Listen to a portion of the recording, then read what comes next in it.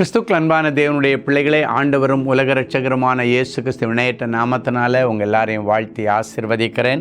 இந்த ஜூலை மாதம் 4ஆம் தேதி மங்கள வார்த்தை நிகழ்ச்சி மூலமாக உங்களை நேரடியாக சந்திக்கிறது எனக்கு ரொம்ப சந்தோஷம். கர்த்தர் உங்களை ஆசீர்வதிப்பாராக. சரி, இன்னைக்கு நமக்கு என்ன மங்கள வார்த்தை ஆண்டவர் வச்சிருக்கிறாரு? ஏசாயா 42:3. அவர் நெறிந்த நாணலை முறியாமலும் மங்கி எரிகிற திரியை அணையாமலும் நியாயத்தை உண்மையாக வெளிப்படுத்துவார். நெறிந்து போன நாணலை முறியாதபடி பாதுகாக்கிறான். அப்படின்னா அவ்வளோதான், இந்த உறவு முறிஞ்சு போகிற நிலைமையில் இருக்குது. அவ்வளோதான், என் சரீரத்தில் முதுகுத்தண்டு முறிஞ்சு போகிற நிலைமையில் இருக்குது. கை முறிஞ்சே போச்சு, கால் முறிஞ்சு போச்சு, தண்டுபடம் முறிஞ்சு போச்சு என்கிற நிலைமையில் இருக்கிற தேவனுடைய பிள்ளைகளே, நெறிந்து முறிகிற நிலைமையில் இருக்கிற அந்த எலும்புகளை நாணலை முறியாதபடி பாதுகாக்கிறவர்.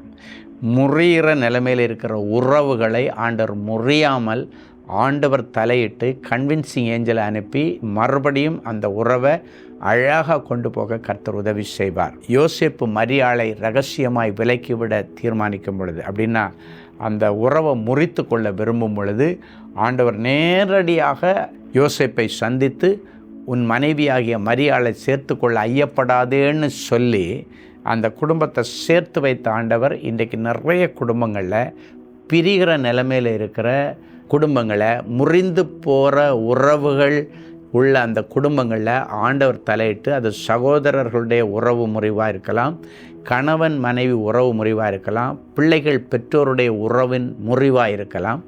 அவற்றையெல்லாம் மாற்றி மறுபடியும் அந்த உறவை கர்த்தர் இன்றைக்கு பலப்படுத்த விரும்புகிறார்.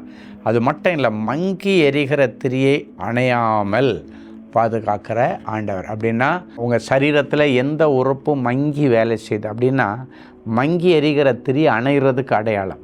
அணைகிற நிலைமையில் இருக்கிற உங்கள் குடும்பத்தில் உள்ள யாரோ ஒருவரை கர்த்தர் இன்றைக்கு சந்தித்து தன்னுடைய தழும்புள்ள கரத்தை வைத்து அந்த திரி அணைந்து விடாதபடிக்கு, அந்த ஆத்துமா அழிந்து விடாதபடிக்கு, மரணத்தை காணாதபடிக்கு கர்த்தர் அவர்களுக்கு மறுபடியும் உயிர் பிச்சை கொடுத்து ஆயுசின் வருஷங்களை விருத்தி அடைய பண்ணி, எப்படி எசேக்கியா ராஜாவுக்கு மரணத்தின் நேரம் விளிம்பு வந்த பொழுது ஆண்டவருடைய சமூகத்தை நோக்கி அவன் கதறின பொழுது கர்த்தர் அவனுக்கு 15 வருஷம் எக்ஸ்டென்ஷன் கொடுத்தாரோ, அதே போல் உங்களுக்கும் ஆண்டவர் ஆயுசின் எல்கைகளை விரிவாக்க விரும்புகிறார்.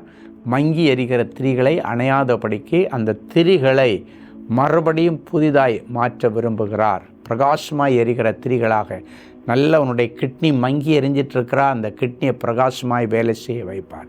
ஹார்ட்டு மங்கி எரிஞ்சிட்ருக்கா, பிரகாசமாய் நீ வேலை செய்யும். உன்னுடைய லிவர் மங்கி எரியுதா, பிரகாசமாய் நீ வேலை செய்யும். லங்ஸ் மங்கி எரியுதா, பிரகாசமாய் வேலை செய்யும். எதுவாக இருந்தாலும் மங்கி எரிகிற திரிகளை அணையாமல் பாதுகாத்து நல்ல தீர்க்காயுசை கொடுத்து நியாயத்தை பட்ட பகலை போல வெளிப்படுத்துவார். அப்படின்னா உனக்கு எங்கெல்லாம் நியாயம் கிடைக்கலையோ அங்கெல்லாம் இனி நியாயம் கிடைக்க கர்த்தர் உங்களுக்கு உதவி செய்தார். எல்லாம் ஆமேன்னு சொல்லுங்கள். கர்த்தர் உங்களை ஆசீர்வதிப்பார். சரி, ஒரு நல்ல சாட்சியை கேட்கலாமா? Sister Latha from Chennai. என்னுடைய பெயர் லதா. நாங்கள் போர்வெல், அப்படின்னா ஆழ்துளை கிணறு போட்டோம். 55 அடி வரை சென்றும் தண்ணீர் கிடைக்கவில்லை. என்ன செய்வதென்று சிந்தித்து கொண்டிருந்த போது அன்பரின் பாதத்தில் ஒரு நாள் உபவாச கூடுகையில் கலந்து கொண்டோம். ஜெப நேரத்தில் மிகுந்த விசுவாசத்துடன் சகோதரர் ஸ்டீஃபன் அவருடன் இணைந்து ஜெபித்தோம். ஜெபத்தை முடித்துவிட்டு வீட்டிற்கு திரும்பி போகும் முன்பாக ஆண்டவர் அற்புதத்தை செய்யும்படி வேண்டிக் கொண்டோம். நான் வேண்டிக் கொண்டது போலவே வீட்டிற்கு போவதற்கு முன்பாகவே எனக்கு தொலைபேசி அழைப்பு வந்தது. போர்வெல்லில் தண்ணீர் வந்துவிட்டது, நல்ல தண்ணீர் கிடச்சிருச்சுன்னு நல்ல செய்தியை அவர்கள் தெரிவித்தார்கள். பார்த்தீங்களா, அன்பரின் பாதத்தில் வரக்கு முன்னால் அவங்களுக்கு தண்ணி இல்லை, போரில் தண்ணி அவ்வளோ ஆழம் போட்டு 55 அடி போட்டும் கிடைக்கல. ஆனால் மீட்டிங் வந்து ஜெபம் பண்ணிட்டு போகிறாங்க. எப்படி அங்கே நீரூற்று வந்ததுன்னே தெரியல. ஆண்டவர் அழகான நீரூற்றை கொண்டு வந்தார். நல்ல செய்தி வந்துச்சு. நாளைக்கு நமக்கு அன்பரின் பாதத்தில் ஒரு நாள் கூட்டம் நடக்க போகுது. வெளியூரில் இருக்கிற பிள்ளைகள் இன்றைக்கே டிக்கெட் புக் பண்ணுறதுன்னா புக் பண்ணி நைட்டு கிளம்பி காலையில் வந்து இந்த கூட்டத்தில் கலந்துக்குங்க. உங்கள் வாழ்க்கையில் துளிர்விடும் காலம் வரும்.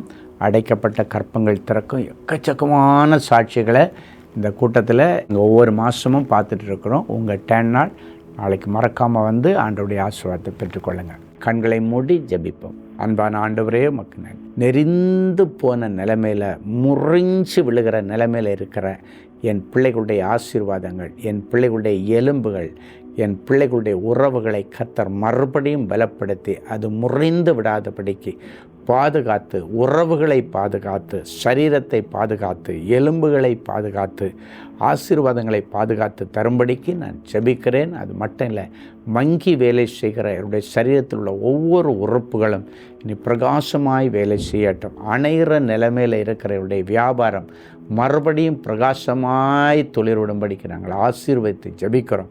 தடைகள் எல்லாத்தையும் உடைச்சி போடுங்க ஆண்டவரே. அதிசயங்களையும் அற்புதங்களையும் காணப்படும்.